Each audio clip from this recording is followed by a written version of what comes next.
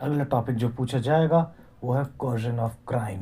क्या क्या कारण है भाई जिसके कारण क्राइम हो रहे हैं? सबसे पहला और पॉपुलर, पोवर्टी। पैसे नहीं है भाई, हमारी बेसिक नीड्स पूरी नहीं हो पा रही है, इसलिए बंदे क्राइम कर रहे हैं। तो भाई पाप बढ़ाना भैया, सबसे बड़ा रुपया। भाई पैसा दोगे बंदा कुछ भी करने को राजी हो जाएगा।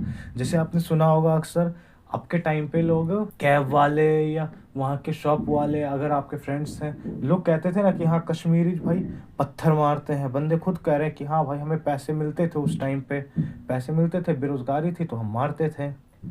कहाँ से कमाएंगे? उनके बेसिक नीड्स कैसे पूरे होंगे? सुंदर से भाई खाने को थोड़ी मिल जाता है। तो lack of money, basic needs, poverty के कारण वो पत्थरबाजी करते थे। यहाँ पे लोग जो है इधर चोरी चकारी कर रहे हैं, पैसे मिलते हैं अगले का मर्डर तक कर देते हैं, कॉन्ट्रैक्ट किलर्स आपके। ये सारे क्राइम हो ही पोवर्टी के कारण रहे हैं यार। सबसे बड़ा फैक्टर तो पोवर्टी ही है। दूसरा है peer pressure, bad company, influence of friend. अगर आपने बीएनएस की वीडियो देखी होगी तो उसमें कल्पेबल होमिसाइड में आपने पढ़ा होगा कि अगर प्रिपरेटरी स्टेज पे ही कुछ क्राइम को जो है कंसिडर किया जाता है, अटेम्प्ट में माना जाता है, कुछ को जो है नहीं माने जाते हैं, ज्यादातर माने जाते हैं। और अगर दो बंदे हैं, अकेला बंदा तो चलो माफ कर दिया जाता है अक्सर, लेकिन दो बंदे हो तो नहीं किया जाता है। क्यों? क्योंकि माना जाता है कि अगर दो लोग हैं तो ये एक दूसरे को इन्फ्लुएंस करते हैं कि हाँ यार चल करते हैं करते हैं करते हैं, और वो कांड कर देते हैं। तो ये हमेशा से माना जाता है कि दो लोग रहेंगे तो वो कांड करेंगे। एक अकेले की हिम्मत टूट जाती है, अकेला क्राइम नहीं कर पाता है मोस्टली टाइम, जब तक कि वो उतना ज़्यादा मेंटली स्ट्रांग नहीं है वो क्राइम कमिट करने के लिए, या कोई रेगुलर ऑफेंडर नहीं है। बैड कंपनी, भाई सुना ही होगा, तुम्हारे 5 दोस्तों से 5 दुश्मनों से बताया जा सकता है कि भाई बंदा कैसा है। चोरों के साथ, क्रिमिनल्स के साथ उठ बैठ रहा है, तो ये बंदा भी कब तक आखिर हनमाना करेगा? क्रिमिनल बन ही जाएगा। दुश्मन भी इसके कौन होंगे? पुलिस वाले, जज साहब, ये लोग इसके दुश्मन होंगे। मतलब बंदा पहले ही क्रिमिनल, जिसके दुश्मन ये सारे लोग हैं। सिस्टम को गाली देगा, सिर्फ खुद कुछ करे ना करे, बस सिस्टम को गाली देना। तो 4 दोस्तों के साथ लोग सुट्टा पीना सीख जाते हैं, 4 क्रिमिनल्स के साथ क्राइम सीख जाते हैं। फिर आता है पॉलिटिक्स। यहाँ पे करप्शन भी है और पावर स्ट्रगल भी है। लोग अक्सर पावर के ऊपर, पहले तो ये चीज़ होती है कि अरे मेरे ऊपर ये फलाने नेता का हाथ है, कोई मेरी कुछ नहीं उखाड़ सकता। बंदे इस चीज में करते हैं। जो अभी एक देखा था, एक बंदा था कोई अभी के रूलिंग गवर्नमेंट का बंदा था, यूं ही ऐसे गाड़ी से उड़ा दिया उसने अगले बंदे को। अगले की हवाबाजी इतनी, 35-40 चालान उसकी गाड़ी पे पहले से चल रहे हैं, और नेता का बंदा था, चौड़ पूरी है। कई बार होता है कि हाँ नेता के बंदे हैं, बंदा क्राइम करके निकल जाता है। और पॉलिटिशियंस को भी रखना पड़ता है, क्यों? क्योंकि वो बाहुबली है उस एरिया का, वही उनको वोट ला के देगा। जैसे एक नेता के खिलाफ अभी खूब प्रोटेस्ट हुए थे, लेकिन गवर्नमेंट क्या करे, उसे हटा दिया। वो बंदा चला जाएगा दूसरी पार्टी में, दूसरी पार्टी में जाएगा तो उस एरिया से इतना कंफर्म है सारे वोट उसी को मिलेंगे, तो उस एरिया को अपना हिस्सा बनाए रखने के लिए उसे अपनी पार्टी में ले लेती है। अभी देखा होगा बिहार इलेक्शंस में, साइंटिस्ट था जो बंदा, वो हार गया। कि जब बात पॉलिटिक्स की होती है तो वहाँ साइंटिस्ट नहीं, बाहुबली ही चलते हैं। फिर ड्रग्स, नशे के इन्फ्लुएंस में बंदे करते हैं। भाई मुझे जो है दारू की लत है, मतलब मुझे नहीं है, किसी बंदे को दारू की लत है। अब भाई उसके पास पैसा नहीं है, बंदा चोरी चकारी करेगा, कहीं से 90 रुपए हो जाए, कहीं से थोड़े पैसे इससे ले लिए, उससे चोरी कर ली, यहाँ लूट मार दी, अगले के साथ स्कैम कर दिया। पैसे आए, पैसे से जाके एक गद्दा ले आया, एक पौवा ले आया। जिसके पास पैसे हैं वो ड्रग्स ले आते हैं महंगे महंगे, जिस पे नहीं है छोटे नशे में अलग अलग सब्सटेंस यूज़ करते हैं नशे में। ड्रग्स तो खुद ही क्राइम है। इसमें ये नहीं कि हाँ मैं सिर्फ मर्डर या चोरी या रेप का कह रहा हूँ, सारे क्राइम्स की बात यहाँ पे हो रही है।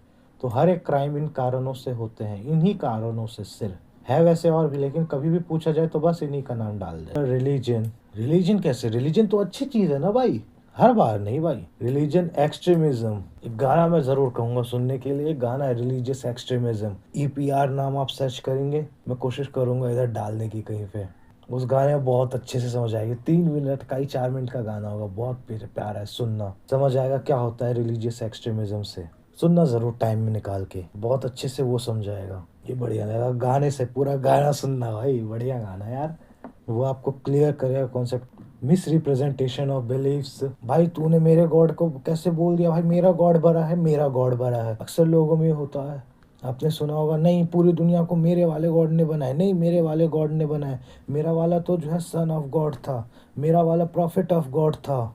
फिर लोग उसके बताते हैं कि भाई ऐसे कैसे, तेरा वाला गलत था, देख तेरे वाले ने जो है पीडोफाइल करा, तेरा वाला जो है पॉलीगैमी करा, तो हाँ तुम ऐसे कैसे बोल रहे हो मेरे वाले पे, चलो अब से तेरे सर तन से जुदा, अब से तू गया, तू मरा। भाई लोग ऐसे मार दिया अगले को। जैसे अभी एक बंदा था सलीम वास्तविक करके, शायद नाम थोड़ा सा इधर उधर गलत हो रहा होगा, बट बंदा था ऐसा ही, कुछ मिलता जुलता सा नाम था। बंदे को घर में घुस के उसका गला काट दिया गया था। क्यों? क्योंकि उसने रिलीजियस टेक्स्ट से ही उठा के रिलीजन के बारे में, उन किसी गॉड या प्रॉफिट के बारे में कुछ बोला, कूट करके अपने ही रिलीजन के बारे में कभी, और उसके लिए उठा के उसे वापस मार दिया।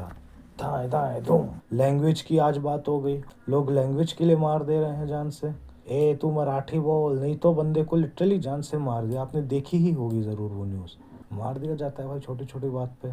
तो ऐसे कई फैक्टर्स हैं, मेन यही है। लिखने को आप लैंग्वेज भी लिख सकते हो, बहुत सारे फैक्टर्स हैं, बट यही आपको आएगा जो मार्क्स दिलाने वाले यही है। अनएम्प्लॉयमेंट, बेरोजगारी, अगले बंदे पे जॉब नहीं है, अपॉर्चुनिटीज नहीं मिल पा रही है, बंदा घर बैठा क्या करेगा, बेरोजगारी, खाली दिमाग शैतान का घर। एक केस में गया था कोर्ट में, वहां पे जो एक्यूज था उसकी मदर बार बार कही थी मेरा बेटे ने नहीं किया है, मेरा बेटा गलत नहीं है, मेरा बेटा सही है, सही है, ये बेकसूर है। हमें पता था क्या किया था, और इसलिए बंदे ने गलत, वैसा क्या ही बोल सकते हैं उसे, वो तो जज साहब आगे बोलेंगे। पर उस बंदे ने क्राइम कमिट तो किया था। वो बंदा 3 महीने से बेरोजगार बैठा था, उस पर कोई काम धंधा नहीं था। ये बंदा दूसरे बंदे के पास गया काम मांगने के लिए, दूसरे बंदे ने काम दे दिया इसे, काम 2 नंबर का दिया इसे, पैसे कमा लिए, 1 महीने के अंदर कोर्ट के चक्कर कटवा दिए। 3 महीने बेरोजगार बैठा था, घर बैठा था, 1 महीना उसके साथ काम पे लगा और सीधा कोर्ट के चक्कर लग गए उसके। तो वो बंदा गया क्यों था अनएम्प्लॉयमेंट में, उसे क्या मिला था साथ साथ, बैड कंपनी। इस बैड कंपनी के कारण ही तो वो कोर्ट पहुंचा, केस चल रहा उस पर। ऑब्वियसली इनोसेंट तो नहीं था क्योंकि उसने करा, लेकिन अनएम्प्लॉयमेंट वाला फैक्टर वहाँ पे था, पैसे के लिए करेगा ही। देखो पॉवर्टी भी आ गई उसी में। रियल लाइफ केसेस अपने लाइफ के ही निकाल के बता रहा है, ये रियलिटी में हुआ ये चीज़ें हो रही हैं। आप भी जाओगे भतेर मिलेंगे आपको, ऐसे कई लोग जाते होंगे अभी भी ड्यूरिंग स्टडीज़।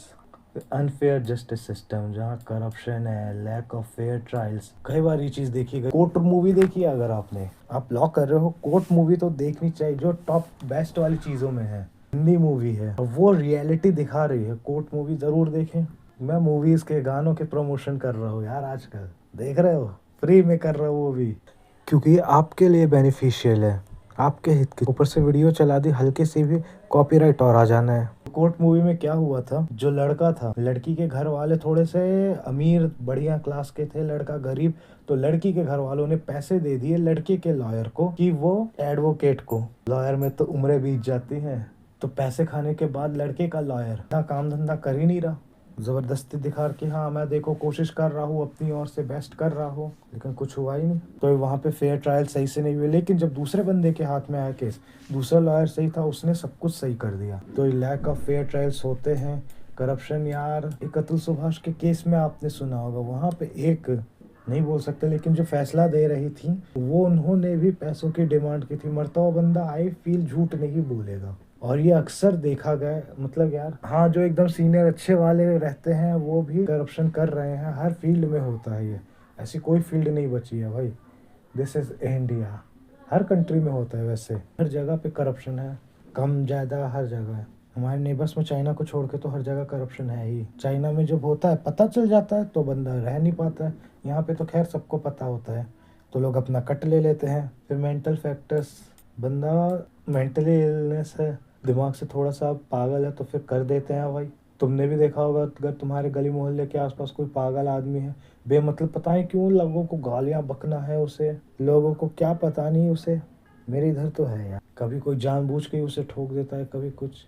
तुमने एक पागल आदमी को बोला ओए मैं तेरे को 100 रुपए दूंगा, तू जाके उसे चक्कू मार दे, अपने घर वालों को मार दे चक्कू। अब उस बच्चे को क्या पता, उस मेंटली सिक बंदे को, कि हाँ इस दोबारा बंदा रिवाइव नहीं हो सकता, रिकॉल नहीं होगा, जिंदा नहीं हो सकता, वो बंदा खत्म तो खत्म। वो जाके पैसे मिलेंगे, उसे तो उतना ध्यान भी नहीं, बस सीधा लिया मजे में मार दिया हे हंसते हुए, उसे कुछ पता ही नहीं। इवन अगर उसे पता है, कुछ पता भी हो, तो भी वो इसका बेनिफिट ले सकता है और बच जाएगा। उसे सीवियर पनिशमेंट्स नहीं मिलेंगी, पर क्राइम ज़्यादा सीरियस है तो ज़रूर अरेस्ट होगा।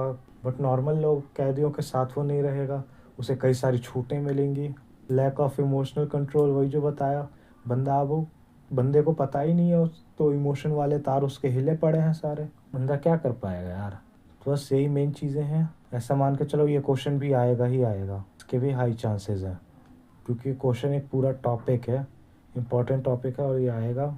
जितना लंबा पेज खींच सकते हो खींचो, क्योंकि इसमें ऐसी कोई चीज़ नहीं थी जो आपको ना पता हो। गरीबी, संगत, राजनीति,